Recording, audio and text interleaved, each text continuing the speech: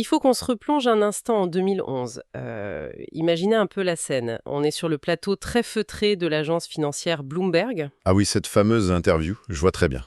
Ouais, elle est culte.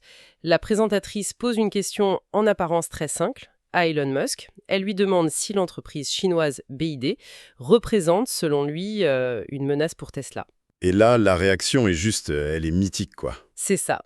Il éclate littéralement de rire. Mais un rire, tu sais, franc, sonore, presque moqueur, qui dure vraiment de longues secondes. Ouais, c'est assez gênant à regarder aujourd'hui d'ailleurs. Totalement. Il finit par reprendre son souffle et il lâche, avec un léger mépris, qu'il pense vraiment pas qu'ils aient un bon produit, ni même une bonne technologie d'ailleurs. C'est vrai que cette image, pour le coup, elle a très mal vieilli. Mais en fait, il faut comprendre le contexte de l'époque. C'est-à-dire. L'industrie automobile traditionnelle, et même les pionniers arrogants de la Silicon Valley, regardaient l'industrie chinoise avec une condescendance immense. Ouais, c'était un peu le cliché de l'usine du monde, quoi. Exactement. Dans leur esprit, la Chine, c'était juste bon à faire de l'assemblage bas de gamme ou de la copie bon marché, point barre. Personne, mais vraiment personne, prenait au sérieux l'idée qu'une entreprise chinoise puisse innover. Et encore moins dicter les règles du jeu au niveau mondial. C'est clair. Sauf que, si on avance rapidement la cassette jusqu'en 2025, l'ambiance a radicalement changé. Ah, ça, on peut le dire. Sur le réseau social X, sous cette même vieille vidéo de 2011 qui a opportunément refait surface, on a le même Elon Musk qui publie un commentaire lapidaire. Il écrit « Leurs voitures sont hautement compétitives de nos jours ». Et bim.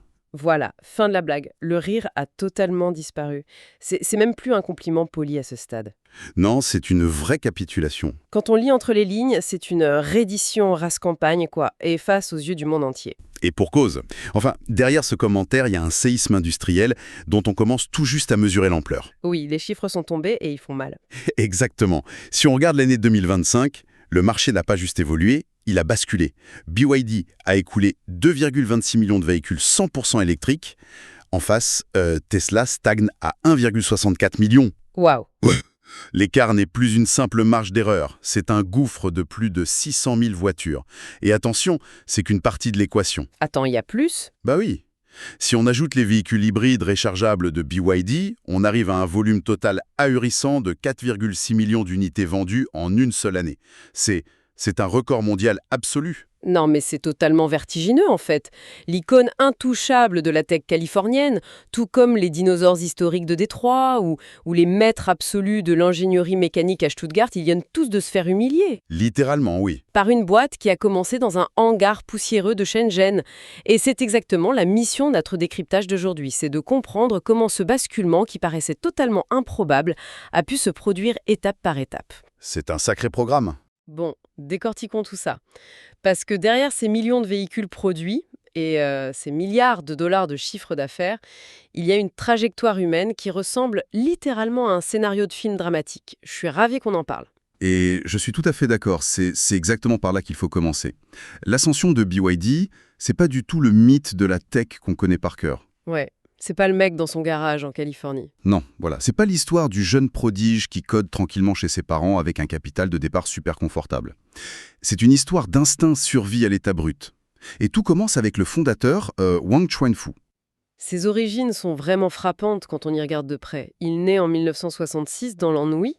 Et juste pour donner un peu de contexte à ceux qui écoutent et qui ne connaîtraient pas la géographie chinoise de l'époque, Et c'est important de le rappeler. oui, c'est important de le rappeler, l'Anhui des années 60, c'est l'une des provinces les plus reculées et les plus pauvres du pays. Elle est frappée par des récoltes catastrophiques, une famine dévastatrice. On parle vraiment de misère noire, d'une lutte quotidienne juste pour manger. C'est la survie absolue. Exactement. Et pour noircir encore le tableau, ses parents décèdent alors qu'il n'est qu'un adolescent. Il se retrouve orphelin au milieu d'un foyer de 8 enfants, sans aucune perspective, quoi. Et c'est là que l'histoire prend une tournure vraiment poignante, parce que la suite de son parcours ne tient qu'à des sacrifices familiaux inouïs. Ouais, j'ai lu ça, c'est fou. C'est ce qui va forger son obsession absolue pour le succès et l'optimisation. Son grand frère, Wang Chuanfang, abandonne purement et simplement l'école à 18 ans. Juste pour travailler et faire bouillir la marmite, c'est ça? Exactement. Et pire encore, sa belle-sœur va jusqu'à vendre ses propres bijoux de mariage. Waouh, hein. Ces bijoux de mariage? Ouais. Pourquoi ils font ça? Uniquement pour pouvoir lui acheter ses manuels scolaires. Il voit en lui un potentiel énorme, et il sacrifie tout pour qu'il puisse préparer le Gaokao. Le fameux Gaokao, l'examen d'entrée à l'université en Chine. On sait bien qu'il est réputé comme l'un des plus difficiles au monde. Totalement. L'équation, elle est super simple à ce moment-là. Sans les bijoux vendus, il n'y a pas d'université. Et sans université, il n'y a pas de BID aujourd'hui. C'est dingue quand on y pense. Mais du coup, il réussit l'examen, il décroche une bourse et il se spécialise dans un domaine qui semble très pointu, presque ennuyeux pour le commun des mortels, la chimie physique des métaux. Oui, pas très glamour. Non, c'est sûr. Il enchaîne avec un master en technologie des batteries et au début des années 90, il gère une petite usine de batteries pour un institut de recherche gouvernemental. Et c'est là, à ce moment précis, qu'il repère une faille monumentale sur le marché mondial. Ce qui est fascinant ici, c'est sa capacité d'analyse à contre-courant. Replongeons-nous au milieu des années 90. À l'époque, les géants japonais de l'électronique, comme Sony ou Sanyo, ils dominent outrageusement le monde. Ah oui, ils étaient partout. Partout. Et ils décident de modifier leur stratégie. Ils abandonnent la production des batteries nickel-cadmium. Ils jugent que cette technologie est dépassée, encombrante, bref, c'est du passé. Pour se concentrer sur quoi ? Ils préfèrent concentrer tous leurs investissements sur la nouvelle star naissante, le lithium-ion. Mais en faisant ça, ils laissent derrière eux un marché énorme, celui des téléphones portables d'ancienne génération, des jouets, de l'outillage. Un marché qui est soudainement complètement ouvert. Et Wang Chuanfu décide de plonger tête la première dans cet espace vide. En 1995, il emprunte 250 000 yuan à son cousin, il loue un hangar, embauche une vingtaine de personnes et il lance la Build Your Dreams Company, BID quoi. Voilà, la machine est lancée. Mais attends, là j'ai une question, il y a un truc qui m'échappe. Les Japonais étaient des monstres industriels super bien équipés. Comment une start-up un peu fauchée, avec juste 250 000 yuan, espère produire des batteries moins chères et concurrencer ce qui reste du marché mondial ? Par une méthode qui défie toute la logique de l'époque. C'est-à-dire ? Les Japonais utilisaient des lignes de production ultra robotisées. Ça coûtait des dizaines de millions de dollars à installer et à entretenir. Wang Chuanfu, lui, il n'a absolument pas cet argent. Alors qu'est-ce qu'il fait ? Bonne question. Il décompose le processus complexe de fabrication de la batterie en dizaines de micro-tâches, extrêmement simples. Et au lieu d'acheter des bras robotisés hors de prix, il embauche des centaines de jeunes ouvrières issues des campagnes environnantes. Ah oui, d'accord, il crée une chaîne de montage manuelle ultra rigoureuse. C'est l'équivalent industriel de gagner une course de Formule 1 en construisant soi-même son moteur dans un abri de jardin avec des pièces de récupération, tout en réussissant à maintenir un niveau de qualité irréprochable face à Ferrari ou Mercedes. C'est une excellente métaphore. Franchement, ils ont transformé des êtres humains en robots, surqualifiés, précis à la seconde près. Et cette approche très low-tech, mais hyper optimisée, leur permet de faire effondrer les coûts de production à un niveau que les Japonais ne pouvaient physiquement pas atteindre. C'est brillant. Et le résultat est sans appel, je suppose. Ah oui, en 5 ans à peine, ils deviennent le fournisseur incontournable de batteries pour tous les mastodontes de la téléphonie. Nokia, Motorola, Sony Ericsson, tous achètent chez BYD. Donc en 2002, ce petit orphelin de la nouille, il domine complètement le marché mondial de la batterie de téléphone portable. C'est une réussite totale. Exactement. Mais l'histoire aurait pu s'arrêter là, sur une belle entreprise de composants électroniques.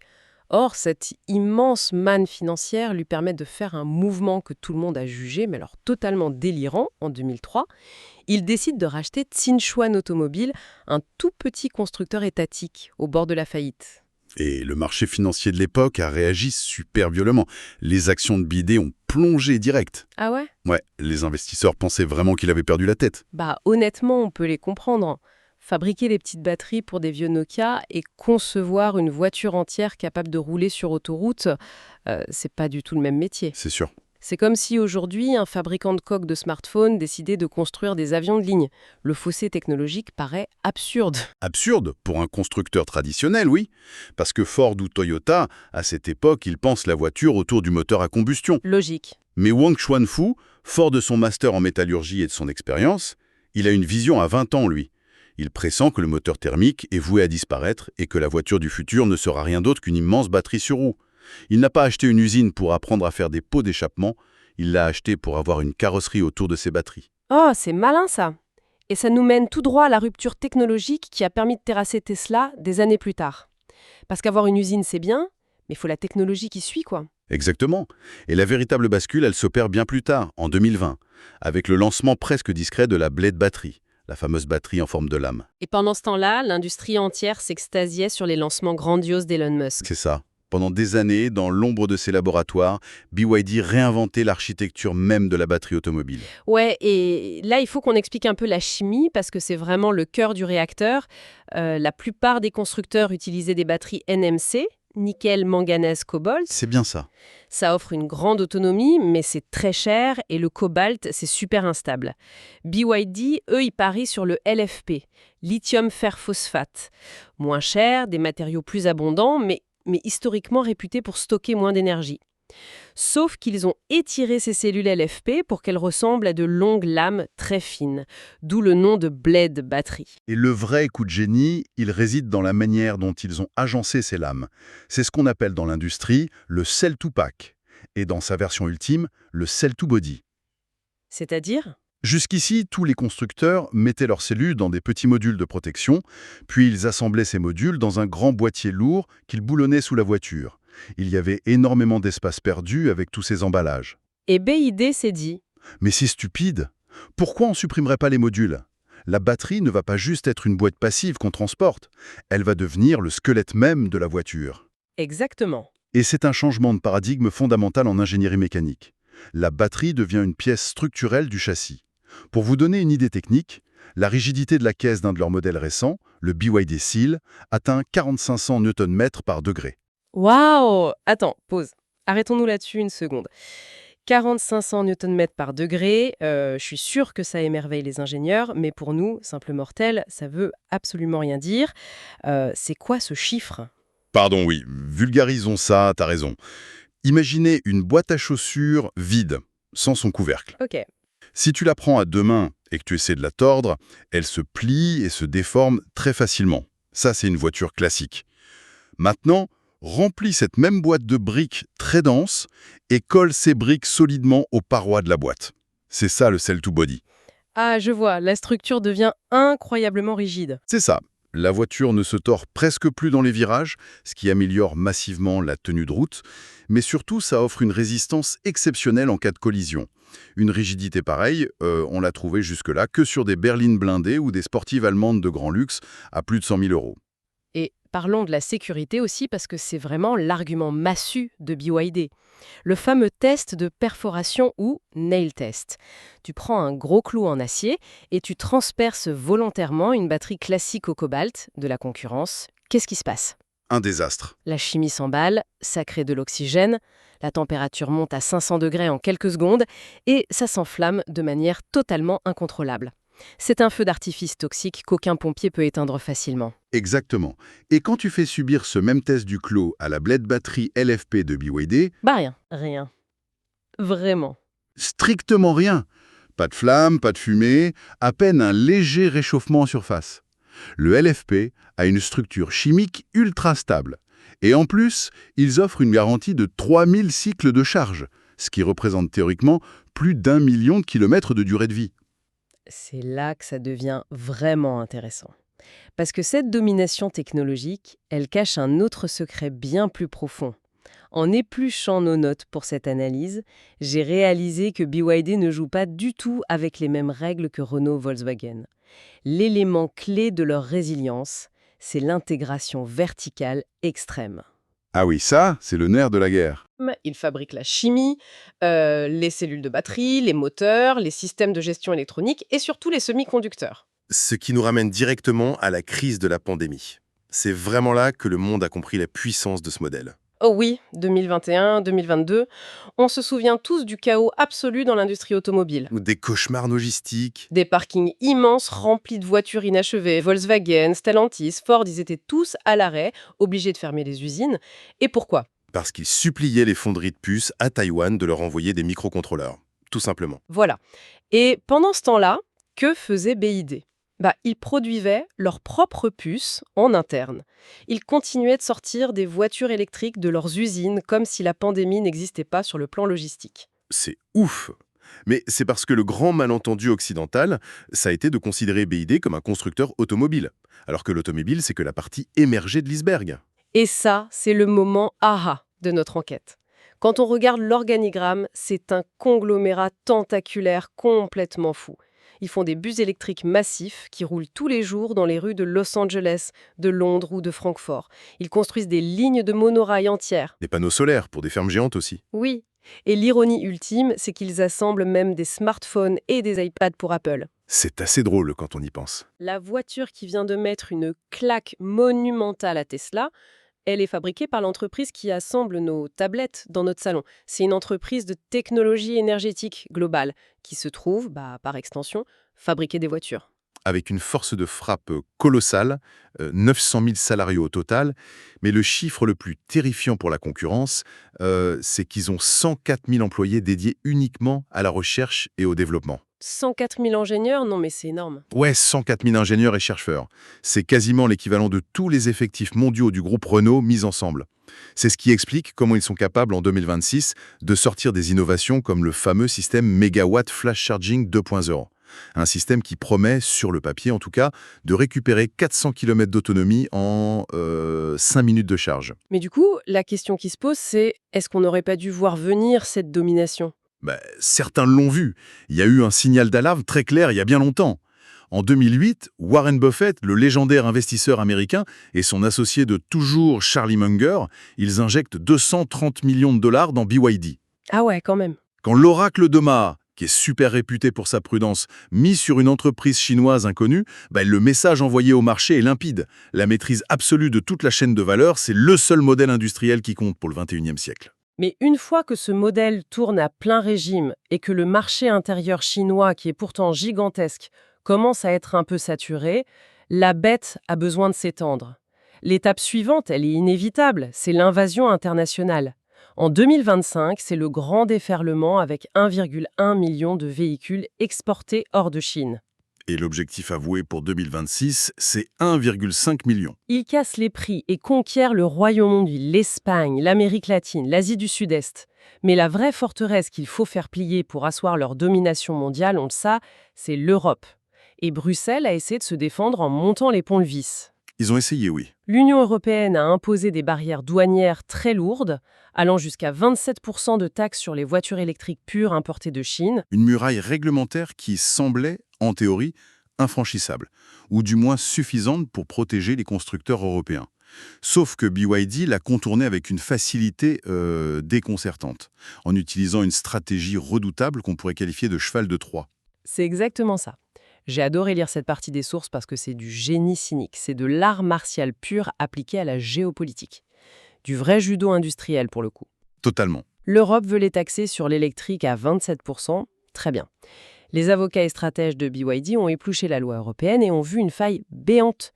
Les véhicules hybrides rechargeables, les fameux PHEV, qui ont à la fois un moteur électrique et un petit moteur thermique, ils sont taxés qu'à environ 10%. C'est l'énorme faille. Alors, au lieu de forcer le passage avec de l'électrique pure, ils ont retourné la force de l'Europe contre elle-même. Ils ont littéralement inondé le marché européen de SUV hybrides très performants, avec des finitions luxueuses et surtout très abordables. Et ça a marché au-delà de toutes les espérances. Les chiffres parlent d'eux-mêmes. Le BYD Seal U-DMI a carrément détrôné le Volkswagen Tiguan sur son propre sol pour devenir le SUV hybride rechargeable le plus vendu du continent. C'est fou. Et si on relie ça à la vue d'ensemble, l'ambition de BYD dépasse de très loin la simple exportation de containers de voitures depuis le port de Shenzhen. Vendre des hybrides depuis la Chine, c'était juste une mesure transitoire. Ce à quoi on assiste aujourd'hui, c'était une stratégie de colonisation industrielle ou d'enracinement profond sur le sol européen. Tu parles des usines, là, c'est ça ? Tout à fait. Ils construisent des méga-usines. Il y a l'usine de Szeged en Hongrie, qui est déjà opérationnelle, avec une capacité énorme, et celle en Turquie, qui suit immédiatement derrière. Au total, ils préparent une capacité de production de 500 000 véhicules directement aux portes ou à l'intérieur de l'Europe.